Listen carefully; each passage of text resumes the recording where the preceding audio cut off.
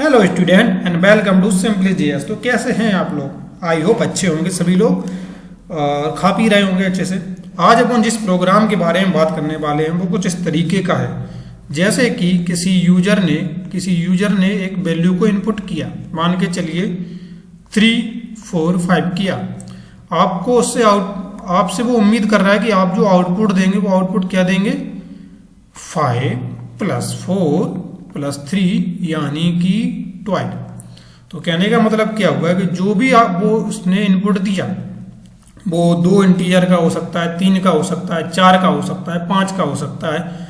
जो भी उसने इनपुट दिया वो हर एक नंबर को आपको ऐड करना है और ऐड करके उसका रिजल्ट जो है उसको शो कराना है। ये आपका बेसिक ऑपरेशन या बेसिक टास्क है आज का अपना। तो लेकिन अपन ऑपरेशन करेंगे किस तरीके से? इसका लॉजिक आ रहा है दिमाग में? कुछ नहीं आ रहा तो कोई बात नहीं, मैं बैठा हूँ फिर से यहाँ पे। तो अपन करेंगे क्या, पिछली बार की तरह इस बार भी अपन सेम ऑपरेशन फॉलो करेंगे। सबसे पहले 3, 4 और 5 के अंदर लगाएंगे रिमाइंडर ऑपरेटर। रिमाइंडर ऑपरेटर जब लगाएंगे 10 से डिवाइड करने पे, तो रिमाइंडर ऑपरेटर अपन को आउटपुट कितना देगा? सबसे पहली बार में वैल्यू दे देगा 5। उसके बाद अपन इसी के अंदर कौन सा ऑपरेटर लगाएंगे? Divide operator. Divide operator value कितनी देगा? 34। 34 के अंदर फिर लगाएंगे अपन कौन सा? Reminder operator. Reminder operator value कितनी देगा? 4।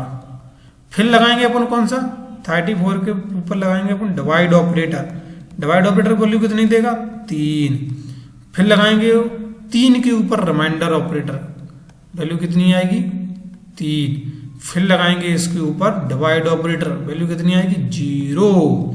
तो अपन को क्या करना है? पूरी प्रोसेस से समझ में आ गया अपन को क्या करना है।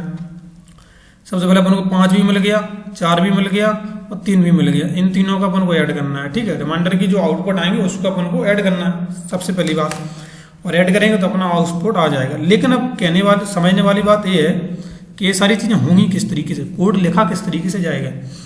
तो उसको वैसे तो मैंने इसका पूरा और जो बेहतर से बेहतर एक्सप्लेनेशन है वो मैंने पिछली वीडियो के अंदर किया था, जब मैंने रिवर्स एक गिवन नंबर का पूरा रिवर्स किस तरीके से निकालते हैं पूरा समझाया था। लेकिन फिर भी मैं इस कोड मैं अभी कोड लिखने जा रहा हूँ VS कोड के अंदर, उस कोड से आपको एक ऐसी क्लियरिटी आ जाएगी ना, बिल्कुल दिमाग बिल्कुल साफ हो जाएगा किस तरीके से ये कोड अपना डिजाइन हो रहा है, किस तरीके से काम कर रहा है। ये वाला कोड तो वो रहा पिछली वाला, मैं इसके अंदर लेकिन चेंजेस नहीं करूँगा। कर सकता हूँ यहाँ पे बिल्कुल छोटा सा चेंज करके पूरा प्रोग्राम बन जाएगा, लेकिन ऐसा नहीं करूँगा, शुरू से लिखूंगा जिससे आपको समझ में आए अच्छे से।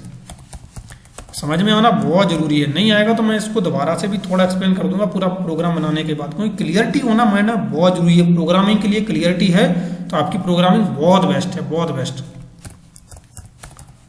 आप प्रोग्रामर के किंग हो जाओगे आप।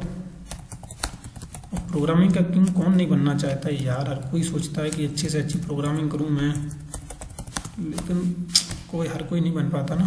कोशिश तो सभी करते हैं, सब कोशिश कर रहे हैं अक्षय कुमार बन जाए। चलो अपन सबसे पहले कौन सा वेरिएबल डिक्लेयर करेंगे? n वेरिएबल जो यूजर से लेंगे, उसके बाद एक i वेरिएबल, उसके बाद देखते हैं क्या और भी करने होंगे तो और भी कर देंगे। तो printf इंटर योर नंबर, इसके बाद स्कैनf करके उस %d लिखेंगे और एड्रेस ऑपरेटर का यूज करेंगे और n की वैल्यू देंगे और इस तरीके से अपन वैल्यू इनपुट करा लेंगे। इसके बाद क्या करेंगे? इसके बाद सिंपल से i के अंदर n modulus operator divide by 10 और इस तरीके से अपनी i के अंदर वो वैल्यू आ जाएगी। अब i के अंदर जब वैल्यू आ जाएगी तो अपन को एक और वेरिएबल डिक्लेयर करना पड़ेगा। यहाँ पे s नाम से कर लेते हैं डिक्लेयर। s यहाँ पे रिप्रेजेंट क्या कर रहा है? s यहाँ पे सम को रिप्रेजेंट कर रहा है। अपन को क्या करना है? जो भी यहाँ पे रिमाइंडर आएगा उसको अपन को एक एक करके ऐड करना है। क्या करना है? ऐड करना है। तो अपन ऐड करते हैं, इसके अंदर एक वैल्यू दे देते हैं बाय डिफॉल्ट। अरे भैया ऊपर जाओ नेक्स्ट। इसके अंदर एक बाय डिफॉल्ट वैल्यू दे देते हैं, वो है 0। इससे अपन को ऑपरेशन करने में थोड़ी सी आसानी हो जाएगी। s + i, ये क्या होगा? s के अंदर वैल्यू 0 है, प्लस अपन i कर रहे हैं, तो होगा क्या कि जो रिमाइंडर आएगा वो केवल रिमाइंडर ऐड होता जाएगा। जब रिमाइंडर ऐड होता जाएगा तो अपन जो आउटपुट चाहते हैं वो अपना आउटपुट मिल जाएगा। अपन यहाँ पे क्या कर रहे हैं? इसका रिमाइंडर आया और इसका रिमाइंडर। अपन तीनों के रिमाइंडर को ही तो ऐड करना चाहते हैं, तो वही अपन यहाँ पे इस एक्सप्रेशन की मदद से कर लेंगे। ठीक है, और इसके बाद आई के अंदर आई को नहीं, एन को, एन के अंदर एन को डिवाइड कर देंगे 10 से। क्यों? क्योंकि अपन एन को ही तो अपडेट करना है। देखो सबसे पहली वैल्यू कितनी थी एन की? 3 4 5। फिर उसके बाद जब अपन ने ए वाला ऑपरेटर लगाया यानी कि डिवाइड ऑपरेटर, तो वैल्यू कितनी होगी? 34। अब 34 के ऊपर अपन ऑपरेशन परफॉर्म कर रहे हैं मॉड्यूलस ऑपरेटर, तो अपन ने क्या करना है, इसको अपडेट करना है कंटिन्यूसली। अपडेट कैसे होगा? अपडेट इस एक्सप्रेशन की मदद से हो जाएगा। क्यों? एन के अंदर एन की डिवाइड बाई 10 की वैल्यू डालते जाओ। लेकिन अपन एक चीज भूल गए, वाइल लूप को लगाना। वाइल लूप लगाएंगे, वाइल लूप जब तक चलना चाहिए जब तक एन की वैल्यू 0 से बड़ी है, 0 से बड़ी है जब तक, नहीं तो पर वो इन्फिनिटी चलेगा। फिर क्या मतलब? अब यहाँ पे देखो, यहाँ पे अपन ने जब तीनों को डिवाइड किया 10 से, तो वैल्यू कितनी हो जाएगी? 0। इसके बाद जब लूप चलेगा ना, कि जब वैल्यू 0 हो गई तो ये लूप से बाहर आ जाएगा, और लूप से बाहर आते ही अपना पूरा एक्सप्रेशन परफॉर्म हो जाएगा। और अपन जो है, जो वैल्यू अपनी प्रिंट करानी थी, क्या प्रिंट करानी थी? वो जो भी अपन ने यूजर इनपुट करेगा उसका अपन को एडिंग, जो भी ऐड करना है उसको अपन को प्रिंट कराना है। किस तरीके से कराएंगे? %d और एस की वैल्यू को प्रिंट करा देंगे। पहले प्रोग्राम को मैं चला के दिखाता हूँ। थोड़ा प्रोग्राम अपना सही तरीके से रन हो गया है। इसको इंटर दबाते हैं और इस तरीके से इंटरव्यू नंबर 3 4 5 5912 इसका है। 5912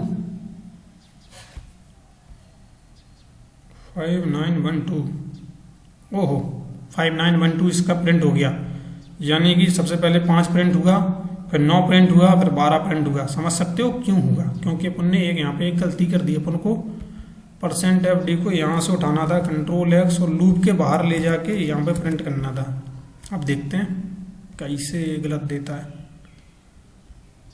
अपन इसको लेते हैं इस तरीके से, नंबर डालते हैं कौन सा 3 4 5 ही देते हैं, वैल्यू 12। आंसर अपना जो अपन आउटपुट चाहते थे बिल्कुल वो आउटपुट अपने पास आ चुका है। इस तरीके से अपने पास आउटपुट आ चुका है, जैसा भी अपन आउटपुट सोच रहे थे। वैल्यू कितनी आती थी? 12 वैल्यू आनी थी, अपनी 12 वैल्यू आ गई। ये इसका कोड रहा, आप इस कोड को लिख सकते हैं। प्रोग्राम तो आपको समझ में आ गया होगा, लेकिन फिर भी मैं आपकी समझदारी के लिए एक बार फिर से एक्सप्लेन करता हूँ।